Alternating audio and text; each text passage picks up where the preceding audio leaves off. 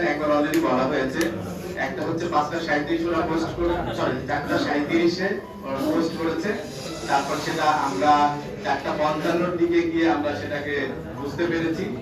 আর তারপরে সেটা হচ্ছে 5:09 গিয়ে আমরা পাসওয়ার্ড চেঞ্জ করতে পেরেছি। আর তারপর আমরা রিজয়েন্ডার দিয়েছি 5:22। পাঞ্জাবের জগতে একটি বিশ্বস্ত নাম, শাবাব এথনিক ওয়্যার। আর মেইল, যেই মেইল থেকে আমাদেরকে মেইল করেছিল, এক জায়গায় নয়, বলেছি আমাদের এই যে আইডিটা হ্যাক হয়েছে সেখানে আমাদের কেন্দ্রীয় যে মেইল অ্যাড্রেসটা জমা দিয়েছিলাম সেখানে এসেছে আলাদাভাবে। আবার ঢাকা মহানগরীর দক্ষিণের যে মেইল অ্যাড্রেস সেখানেও আলাদাভাবে গিয়েছে। এগুলা আমরা চেক করেছি, সেখানে একই সাথে সিসি দেওয়া ছিল।